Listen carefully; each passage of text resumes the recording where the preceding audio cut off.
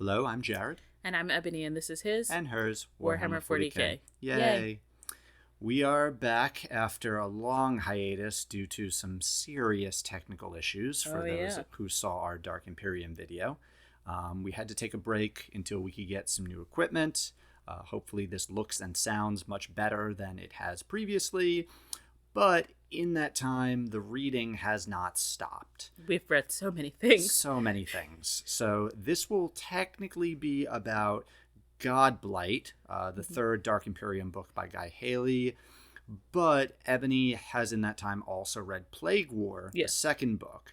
Plage War is about 5 years old or so before me. I'm pretty sure I read it pre-pandemic, so it's kind of out of my mind at the moment. And for me, they're kind of one story I read continuously into the other one. Yeah. It's fine. So we'll kind of be covering the whole second half of the Dark Imperium trilogy in this series. Which I do think this is a good time to be talking about it, because it's going to be the end of the other series that we're doing. And so it's fine. I think we'll just summarize the Dark Imperium. Okay. So, Godblight. Unless you want to start off with Plage War. No, we can start off with Godblight. I will chime in if I have a Plage War memory. Okay, sure. So Godblight, we start off with the return of Decimus Felix, who was made into one of the Lords of Ultramar, given control of either, I think it was a fifth of Ultramar. Yeah, he makes him a Tetrarch. Thank you. And he is on his way to meet with Guilliman, basically to try and stop him from pulling a Mortarion from the short story Demonology. Guilliman has got has got a demon host, and he's looking to interrogate it for information about Mortarion, which for those who have read Demonology is essentially what Mortarion tried to do to give himself protection from, well, sorcery in general. We saw how that went. Didn't work. No. So Felix is not super thrilled about this choice that Guilliman is making.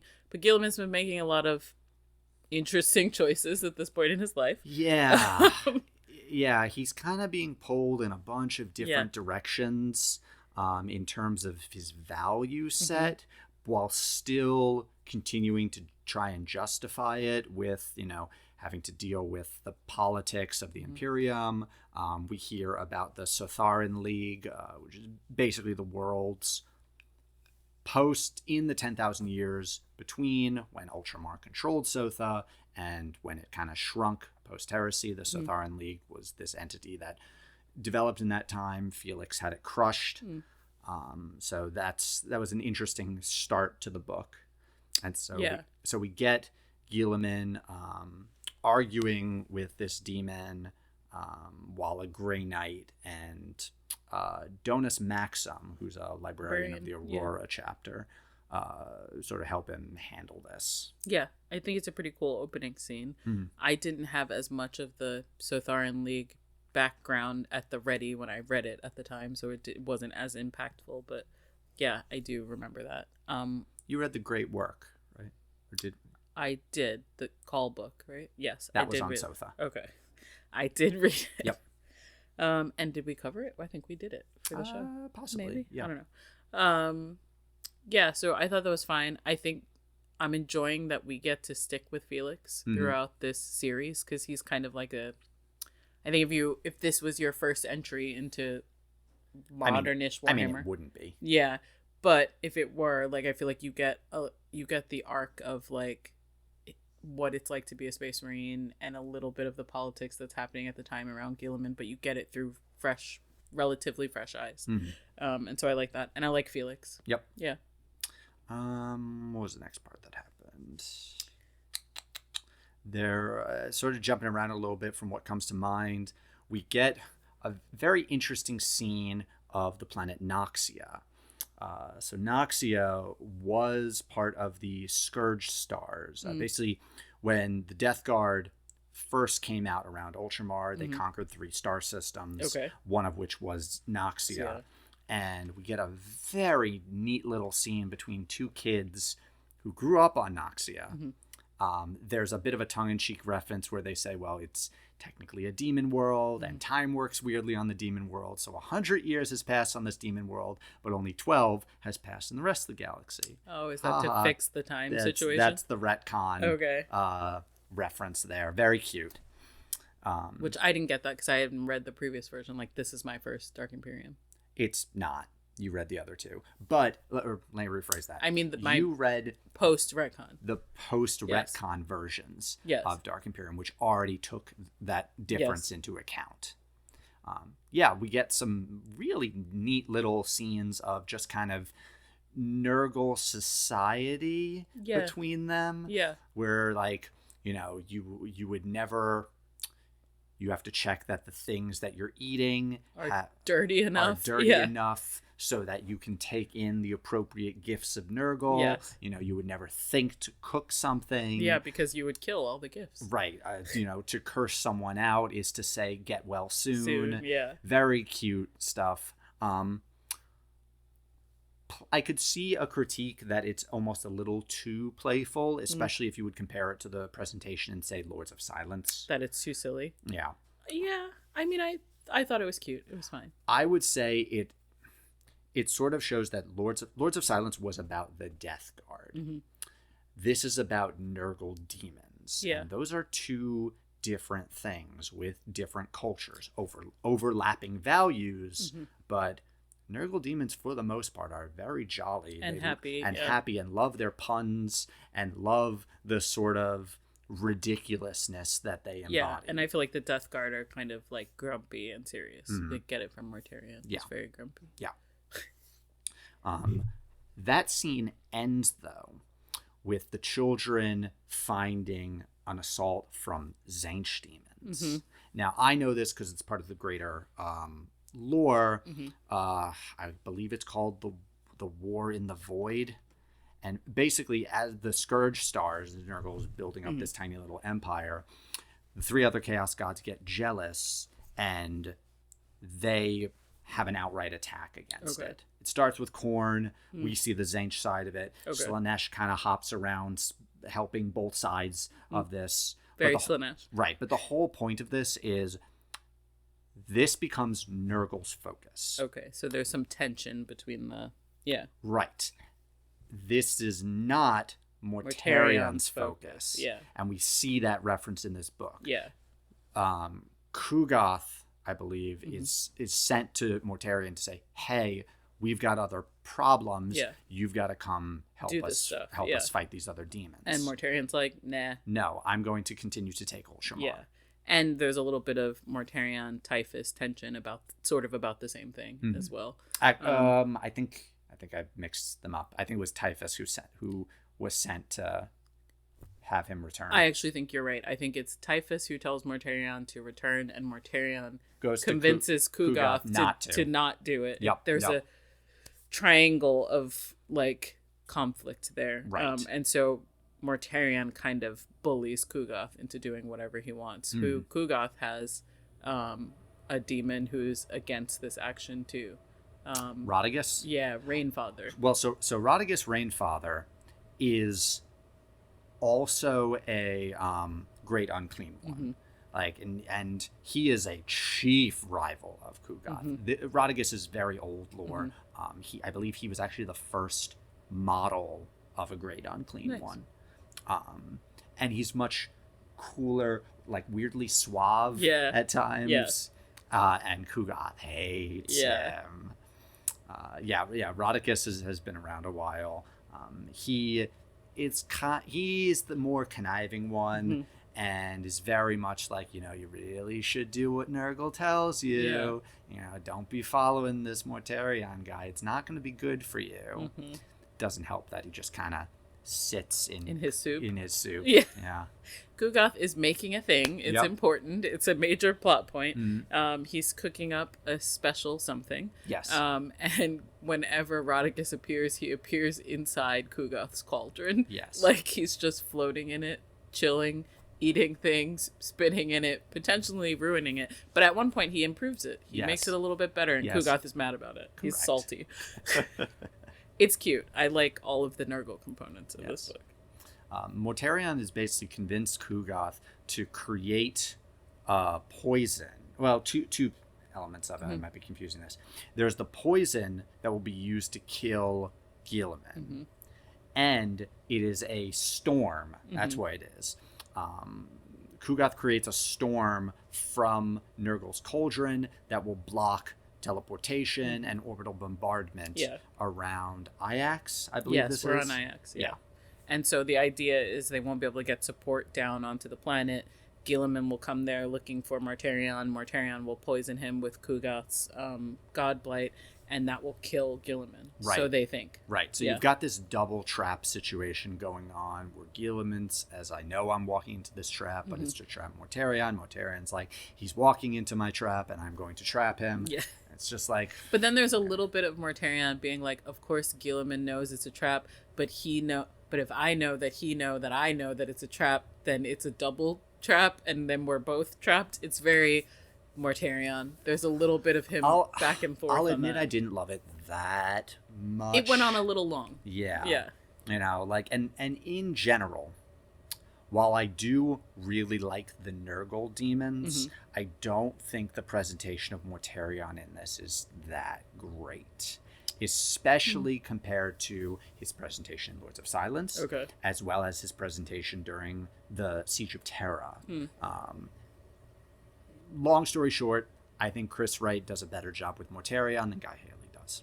He's a little bit like, it's a little bit heavy-handed. Yeah, it's too mustache twirling. Yeah, for this one. Yeah, I could agree with that, but I didn't hate it, and I have the Plage War story going on, so like I thought the clock and the like building part, the plans he was trying to put in place by building these mechanisms around that Guilliman's been going around destroying, like that continuous storyline, I thought was pretty cool and interesting. But whenever he's like on screen, it's a little mustache twirly.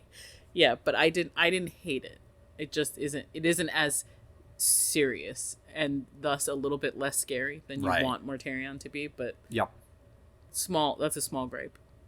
Yeah, it's a little tricky because that is kind of the main plot, and it not being quite as serious does take away from it a little bit. Yeah, I think when I think about this book, I don't think of Mortarion being the main plot. Like, I think this is a book about Guilliman winning, and yes, Mortarion is there, but he's not like the standout character in this book for me. Sure. And I guess that is a detraction. If that character is a Primarch, he should be a standout. Right. Yeah. We've got a couple of other plot threads going at the same time. We have Father Matthew, who is continuing to despite really taking a heavy verbal beating from Guilliman at the end of Plage War. I do remember that. Yes. Is still attempting to convince Guilliman of both the Emperor's divinity and his own divinity, and it's taken kind of a whole mini army with him. Yeah, it's kind of wild because I think there's this unfortunate dichotomy that Guilliman is stuck with, right? Like, he must have this militant apostolic, he must look like he supports the Emperor as a god religion, or people are going to think he's Horus, and that would be bad. But he doesn't believe any of that. His Space Marines don't believe any of that. But the society of the Imperium has evolved while he was away to this is a thing. So he can't really punish Father Matthew. Like, the worst he can do is yell at him and then nothing else. It's like he could have him executed for treason without looking like Horus. So he kind of just lets him do his own thing, and his own thing is like building an army of followers, of which includes actual armies, like its entire like groups of soldiers with tanks and stuff. Yeah, so it is common in this era for frater militia to form, where they can just pull any individuals with some combat experience together into armies alongside the sororitas, alongside crusaders. I think there's one mentioned.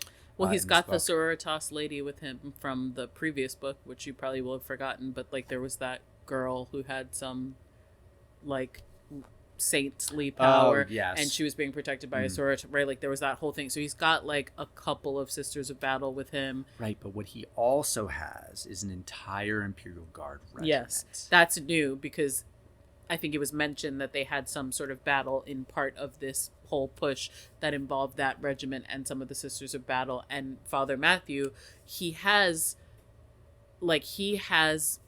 good pull with soldiers, because unlike what the Imperium continues to evolve to be, like, he gets his hands dirty, he gets down on the ground, he fights with soldiers, and so he's got this entire regiment with tanks and some Sisters of Battle. It's like a pretty formidable military group. Yeah. And as well as the war train. Yes. Which I did really like. That is not, as far as I know, any sort of like tabletop unit, but it looked very cool. Yeah, it sounded very cool. Yeah, so he's decided that they need to go to this place, which turns out to be the place where Kugoth is making the Godblight, but he doesn't know that at the time. He feels like the Emperor is calling him to this place. He has to go, and he's got all these soldiers following him, and so they've set out from what I would call like the landing zone of Ajax, where Guilliman's putting soldiers down and trying to meet with the defenses of the town and like shore that up before he does the push to call out Mortarion. And Matthew takes his own army and like heads out on a train with weapons on it full of hopes and prayers, literally. And guns. Yep. And they're heading to like the heart of Kugoth's cauldron, to Nurgle's cauldron, which is an approach. And Guilliman knows, because his soldiers tell him, and he's like, yeah, I guess we'll just let that happen. Yeah. Because he can't do anything about it. Mm-hmm. What else have we got? We also have our old friends Fabian and Lucerne. Fabian being the historitor that we followed through a good chunk of Dawn of Fire as well. Yeah. Which I believe, as part of the rewrite, Fabian was introduced to. Oh, good. I love him. Yeah. He's great. And I like his relationship with Lucerne. I like their camaraderie. It's cute. Now, is he on McCrag? I think so. And he is trying to get into the Library of Ptolemy, right? Yes. Yeah. Now, the Library of Ptolemy is a very interesting thing, because back in the Gathering Storm supplements, when Guilliman was first introduced to 40K, one of the elements that was written was he locked the Library of Ptolemy and said, this era has ended. And at the time, people reading that basically said, this is stupid. Like, this doesn't make any sense. Why are you locking up books? Yeah. Right. So this kind of is a little bit of, what's the word? Like, they're trying to make a reason. Put a spin on why it's locked. Relatively poor lore was introduced. Okay. And so it becomes this plot point of Fabian is constantly trying to get into it. So I assume, and I don't know this about the Library of Ptolemy, like this, I think this is the first time I've ever thought about the Library of Ptolemy or heard about it. You would not have read a book where it was introduced before. I decided that what's in there is Imperium Secundus. You're correct. And that's why Guilliman locked it, because if that comes out, it would give him more, he looks like Horus cred, and we really are trying to avoid that. Right. So at the very end of the book, kind of spoilers for the end of the book, Fabian does eventually find a way in to the library, thanks to Rodriguez, actually, and is given a book called The Reign of Emperor Sanguinius, which is a direct reference to the Imperium Secundus arc that occurred during the heresy. Yeah, that's what I assumed was in that library the whole time that he was trying to avoid. And instead of just destroying that one book, which is doable, he just locked up the entire library, which I think is overkill, even for Guilliman. I don't think it was just because of that book. Okay. I'm sure there were many other dangerous tomes in there. Well, that's like the Emperor's Library in the Siege, right? All of those books that tell you about the warp and the demons are dangerous. Right, but the whole idea is it was foreseen within the warp that this particular piece of knowledge is something that would be able to corrupt Fabian in a way that Nurgle could use. Okay. That seemed to be what Rodriguez was getting at. Okay.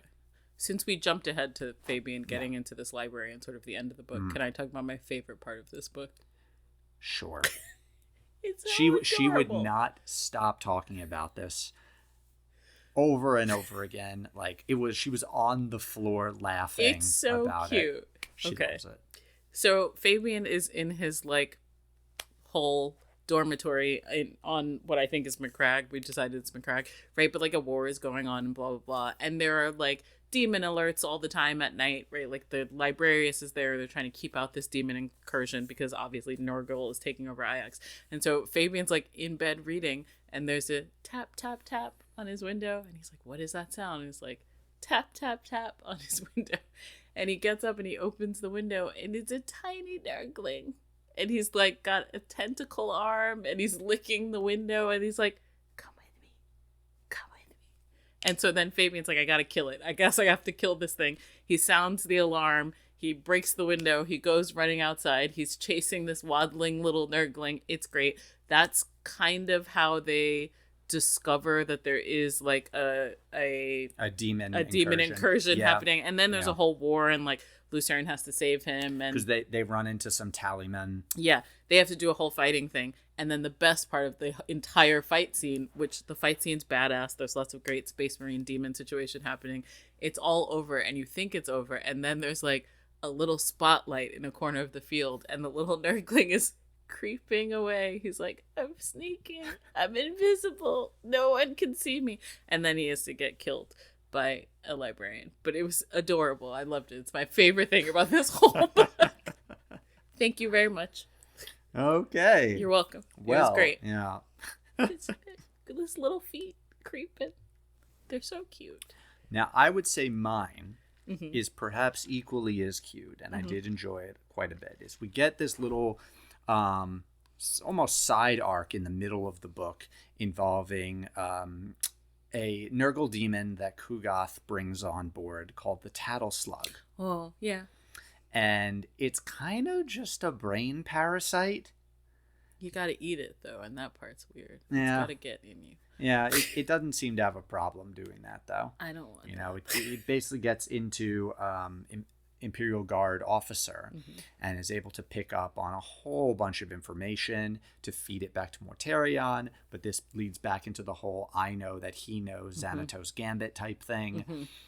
So Guilliman already knew that the spy was there. Eventually the Tattle Slug gets taken care of, but it's little moments inside this guy's head of like, I'm gonna influence you just a little bit to do that and that, and he's so happy for all the little tiny things. The Tattle Slug was great. It's very cute.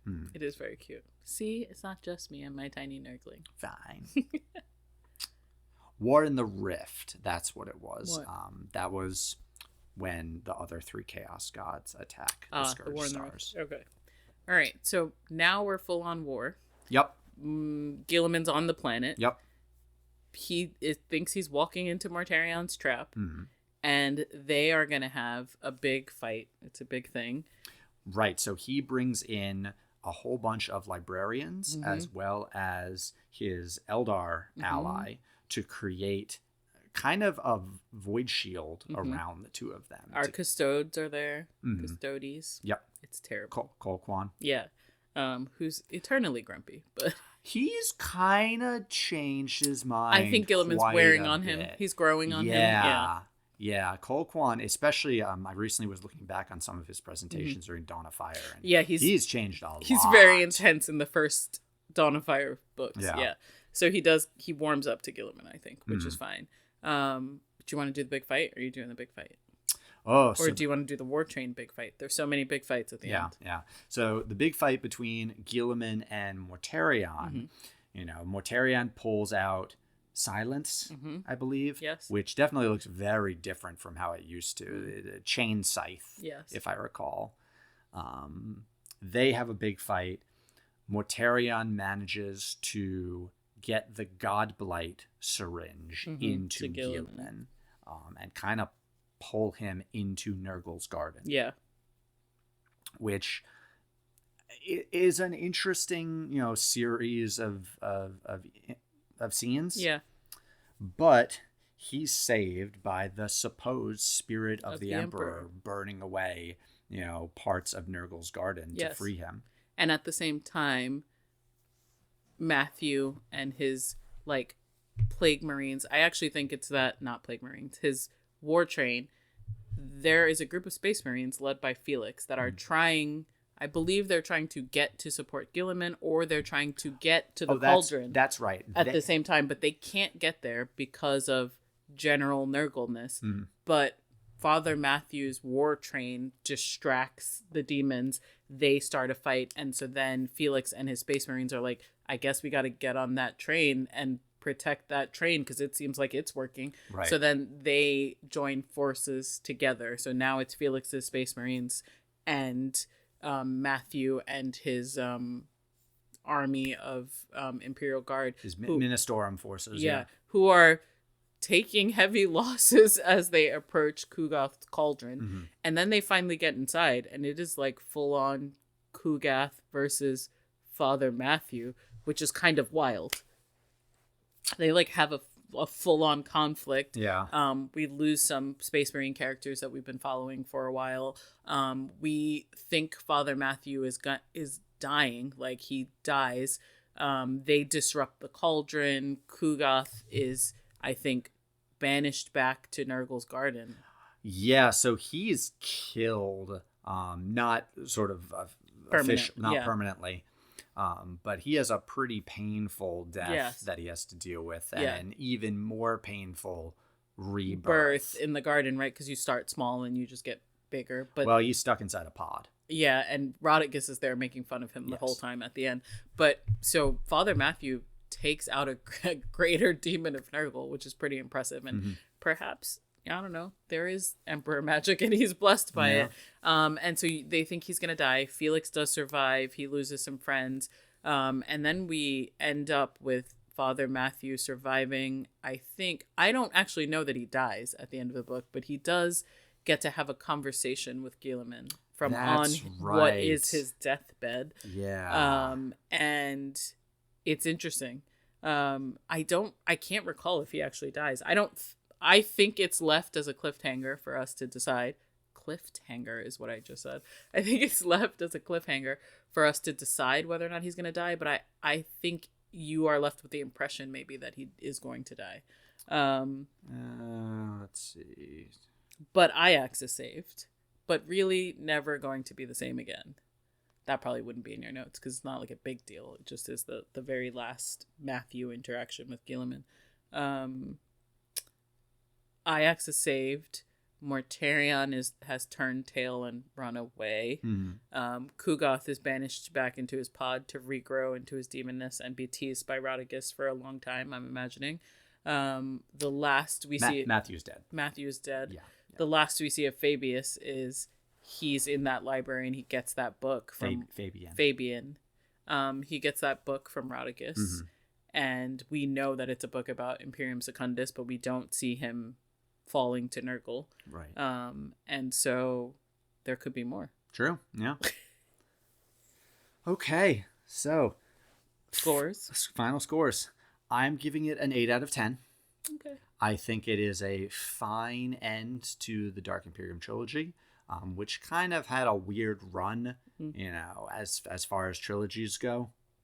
But I think I'm enjoying the little bits and pieces that they're showing of Guilliman's resolve breaking when it comes to faith, when it comes to kind of his tyrannical approaches lately. Yeah. Did not love the Mortarion presentation.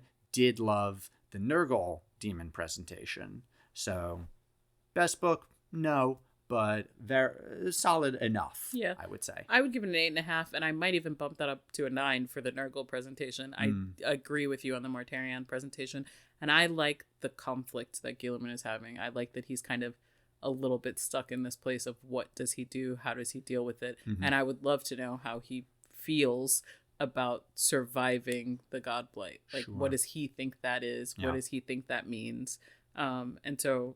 yeah, I thought it was pretty solid. I'd call it a 9. Okay. I feel like. Nice. Yeah. What are we reading next? So, Oh, I know what we're reading next. Yes, so we are finishing off the Dawn of Fire series with The Silent King, which supposedly will lead into Dark Imperium. Mm-hmm. So that will be interesting. Considering the Necrons have not shown up a little bit in Hand of Abaddon, but for the most part, they have not shown up at all in Dawn of Fire. It will be interesting to see the Pariah Nexus lore being fleshed out. Yeah, I'm excited. I can't wait. Also, as of yesterday, they have announced the Scouring series. That's right. Which will follow the Horus Heresy. We don't know a lot of details about it other than it will be a multi-author series with no set number of books. We could probably do a whole separate video of just our thoughts and predictions on that one. Oh, I think we should do that. That would be fun. Okay. Yeah, I'm excited about the Scouring series. Yeah.